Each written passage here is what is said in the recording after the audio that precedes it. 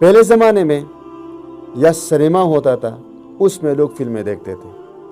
گاؤں میں کسی ایک شخص کے گھر میں ٹی وی ہوا کرتی تھی تو وہاں پر لوگ ڈرامے وغیرہ دیکھتے تھے. ہر شخص سنیما نہیں جا سکتا تھا، ہر شخص وی سی آر پھر سی ڈی یہ گھر نہیں لا سکتا تھا، کلم کلا نہیں دیکھ سکتا تھا.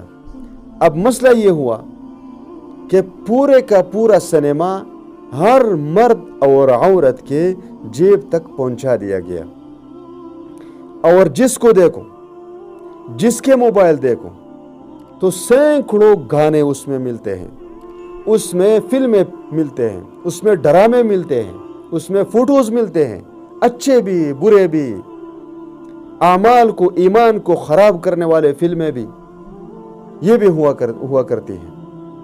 اور لوگ خواتین اور مرد دونوں قسم کے یہ جنس اس میں خوب حصہ لے رہے ہیں. اس کے نقصانات کیا ہوئے کہ شادی کا رشتہ کمزور ہوا، نکاح کا رشتہ کمزور ہوا، کیونکہ ڈراموں میں بغیر پیسوں کے ہمارے خواتین کو تربیت دی جا رہی ہے کہ خاوند کے ساتھ نوک جھوک کی صورت میں طلاق کیسے لی جاتی ہے، سسرال میں نا اتفاقی کیسے پیدا کی جاتی ہے.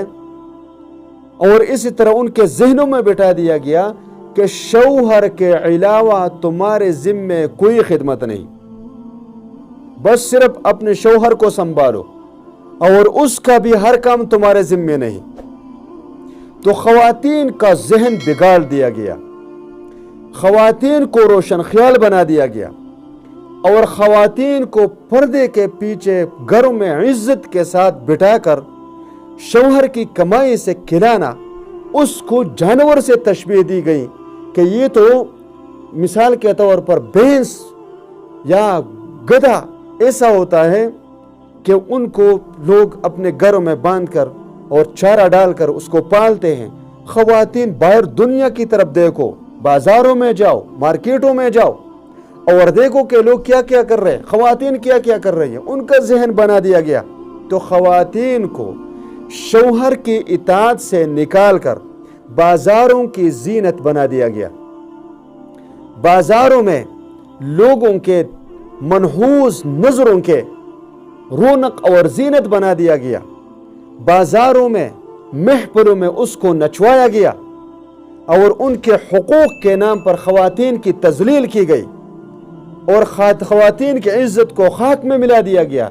اے میرے پاکستانی بھائیوں اور بہنوں، میرے تمام دنیا کے مسلمان بھائیوں اور بہنوں، ذرا سوچ لو، مغرب کو دیکھو، وہاں کی خواتین بھی اس نام سے دھوکہ کھا گئی ہے کہ ان لوگوں نے کہا خواتین کو حقوق دو، وہ باہر گھروں سے نکال دیے گئے. جب گھروں سے باہر نکالے گئے تو آپ ذرا سوچ لیں کہ ایک بھیڑیا پنجرے میں بند بکری کو نکالنے کا مقصد کیا ہوتا ہے؟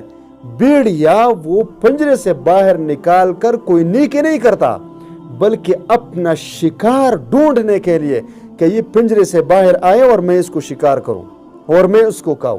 تو اسی طرح جو مرد خواتین سے مطالبہ کرتے ہیں کہ گھروں سے باہر نکلو، گھروں سے باہر نکلو، حجاب اتار دو، برقع اتار دو، بازاروں میں گھومو اور پھرو، سیر و سیاحت کے لیے جاؤ، وہ صرف اپنے ہی شکار کے لیے یہ سب کچھ کر رہے ہیں کہ خواتین ہمارے ہوش کا شکار ہو، ہمارے جسم کا تسکین بنے. انہی چیزوں پر دھوکہ نہ کھاؤ میرے بہنوں. گھروں میں عزت کے ساتھ بیٹھو اور تمہارا خرچہ، کپڑے، نان نفقہ سب خاوند کے ذمہ لگا دیا گیا اور اس کے ذمہ فرض کیا گیا ہے. وہ کچھ بھی کرے تمہارے لیے عزت سے کھانا لائیں گے اور عزت سے کھلائیں گے. ضرور تم نے باہر جانا ہے اور عزت خراب کرنی ہے.